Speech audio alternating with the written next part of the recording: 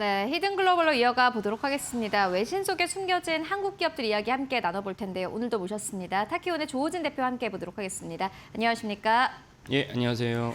네, 오늘 첫 번째 기사는 어디서 가지고 오셨습니까? 예, 그 주말 사이에 가장 최대 이슈는 이제 이재명 대통령이 샌프란시스코를 방문했는데 그 SK 하이닉스의 이제와 엔비디아의 협업이 이제 발표가 나오지 않았습니까? 이 부분을 이제 그 블룸버그가 보도를 했는데 특별히 이제 약간 모호한 부분이 우리나라에서 언론에 다루지 않은 모호한 부분을 블룸버그에서 명확하게 발표한 점이 있어서 이 부분을 자세히 보시면 될 것 같습니다. 네, 국내 언론사에서는 제대로 또 나오지 않은 내용이 블룸버그에 나왔다. 그래서 가지고 오셨다 이렇게 설명해 주셨는데 엔비디아가 이 제목이 이렇습니다. 블룸버그에 나온 기사는요. 네이버에 10억 달러 투자한다. SK그룹과 AI 협력도 확대한다라는 제목의 기사를 냈습니다. 이곳에는 어떤 내용이 담겨져 있습니까? 예. 일단 오늘 종목은 이제 SK 하이닉스를 이제 위주로 말씀드리겠습니다. 그 SK 하이닉스와 엔비디아 협업은 뭐 많은 분들이 아시다시피 이제 엔비디아가 GPU를 갖다가 세계 곳곳에 팔 때 반드시 HBM이라는 이제 짝이 되는 메모리가 있어야 됩니다. HBM 짝이 되는 메모리는 처음에 그 H100 시리즈를 시작했을 때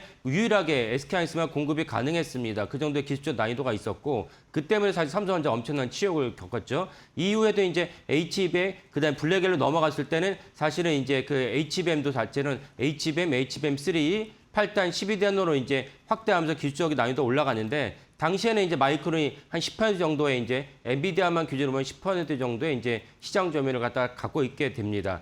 이런 맥락에서 SK하이닉스와 엔비디아의 그 협업은 실과 바늘 관계, 이런 공생 관계라고 볼 수가 있는데 이번에 발표한 거를 청와대나 SK하이닉스 발표를 보면은 5천억 달러다.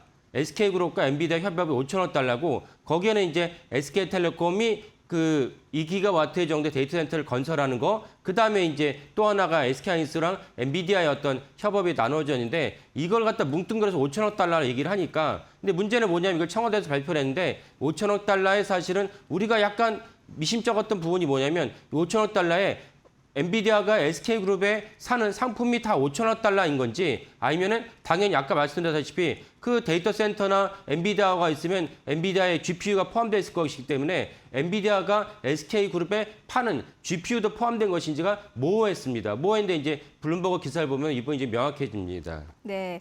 그러면은 이게 이제 주말 사이에 나온 뉴스인데 이게 아직은 뭐 공식 안 된 거잖아요. 그죠? 예. 네. 또 다른 이제 모호한 점이 이렇게 엄청난 대규모의 어떤 투자와 이제 구매라면은 공시를 해야 됩니다. 아니, 토요일 날 무슨 공시를 할 수 있겠냐라고 말씀하시는 분도 계시겠지만 찾아보면 토요일 날 공시도 있었습니다. 일요일 날 공시는 없었지만 토요일 날 공시는 있었어요. 그러니까 사실 이렇게 대규모의 엄청난 국가적 수준의 어떤 계약을 갖다가 체결한다면 미리 다 자료를 만들어 놓고 엠버거를 걸어 놓습니다. 그리고 이제 그 출입자 기자들에게는 엠버거 시점에 맞춰서 보도를 해라. 엠버거를 어기면 당연히 제재를 받죠. 이런 것이 있고 그러면 당연히 이제 회사 측에서는 엠버거를 걸어 놓은 공시자를 미리 뿌려놓는다.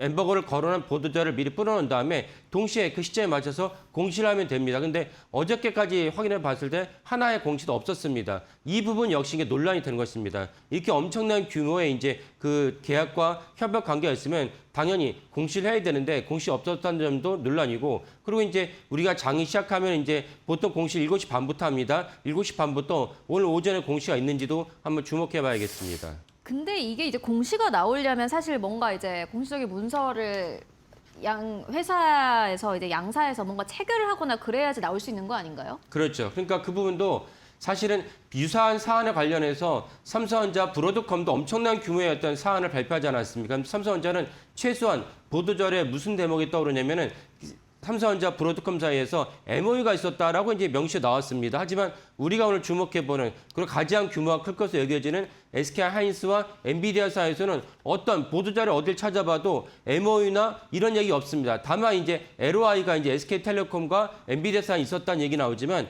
SK하이닉스와 엔비디아 사이에서는 MOU를 했는지 LOI를 했는지 그런 맥락이 일절 없습니다. 이 점도 사실은 이번에 사실 엄청난 규모로 발표하긴 했지만 이 규모에 맞춰서 실체가 무엇이고 우리가 또 중요하게 여길 대목이 무엇입니까? 만약에 굳이 이번 사안이 아니어도 어떤 A라는 회사가 B라는 회사에다가 엄청난 규모로 이제 납품을 한다고 공시를 했어요. 수주계약 공시를 했어요. 그러면 해당 공시가 연 단위로 환산했을 때 30년에 걸쳐서 3조를 했다. 그러면 이제 그 연간 단위는 얼마 되지 않기 때문에 이 연간 단위 환산하기 위해서 반드시 계약 규모와 계약 기간이 필요한데 이런 맥락에서 이제 공시가 필요합니다. 이런 것도 일체 없었기 때문에 실제로 어떻게 되는 것이냐, 연간 단위로 어떻게 되는 것이냐에 대해서 우리가 설왕설래가 나올 수밖에 없는 대목입니다. 그러면 첫 번째 키워드 열어보도록 하겠습니다. 첫 번째 키워드는 5천억 달러 그 내용은 이라는 키워드입니다. 이게 5천억 달러라는 게 사실 어마어마한 규모이긴 한데 이게 어떻게 좀 형성이 된 금액인지 엔비디아가 전체 투자하는 금액인지 아니면 주고받는 금액인지 궁금합니다. 예. 그 부분은 이제 젠슨 황이 블룸버그 인터뷰에서 분명히 밝혔고, 그래서 블룸버그가 이거를 이제 활자화해서 이제 기사를 낸 것이 이제 오늘 말씀드린 내용입니다. 양측이 서로 주고받는 것을 다 합치면 5천억 달러입니다. 그러니까 엔비디아가 일방적으로 SK텔레콤의 서비스를 갖다가 이제 쓴다든지, SK하이닉스의 HBM을 쓴다든지, 뭐 HBM 말고도 많은 또 메모리가 있을 수 있습니다. 이런 것들 다 합쳐서 5천억 달러가 아니고, 엔비디아도 거꾸로 SK텔레콤의 GPU도 줘야 되고, 거꾸로 이제 그 SK하이닉스에도 다른 걸 제시할 수 있습니다. 이런 걸 다 합쳐서 5천억 달러이기 때문에 그 SK텔레콤 같은 경우는 2기가와트에 물론 이제 그 엔트로피를 갖다가 서비스한다고 하지만 어쨌건 2기가와트의 데이터 센터를 운영한다고 하면은 2기가와트의 데이터 센터가 엄청난 규모가 큽니다. 1기가와트의 요즘 통상 우리가 말하는 AI 데이터 센터가 그 필요한 어떤 재원이 얼마냐? 무려 50조 원입니다. 우리가 그 반도체 팹이 엄청난 규모를 얘기했는데 웬만한 반도체 팹이 하나 이제 운영하는데 30조 원이 필요하거든요. 그런 관점에서 2기가와트의 데이터 센터 운영하는데 그러면 100조 원 이상 든다고 본다면 그 금액만 쳐도 100조 원이다. 그래서 엔비디아와 SK그룹 사이에서 주고받는 것이 다 합치면 5천억 달러다라고 젠슨이 명시적으로 발표했습니다. 그러면 사실 이제 규모 자체는 어마어마한데 이게 이제 공식화된 뭔가 문서가 없다라는 게 좀 아쉽다라는 거네요. 그렇죠. 네. 예.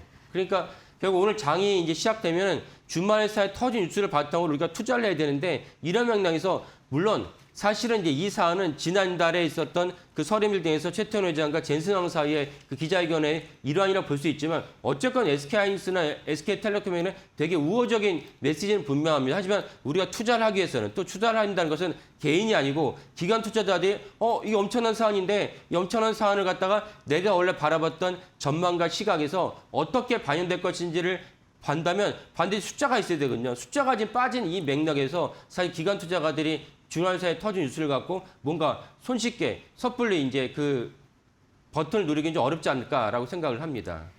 네, 알겠습니다.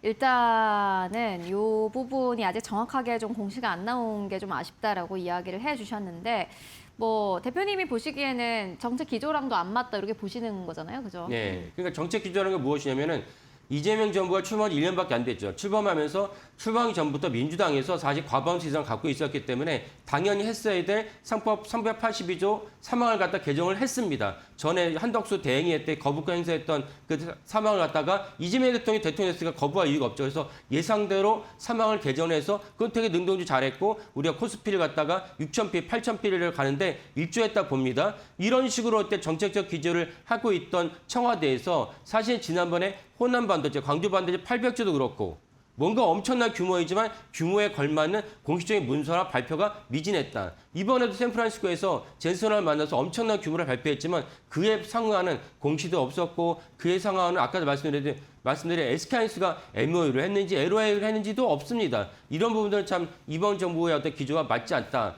부합하지 않는 대목이다라고 볼 수 있겠습니다.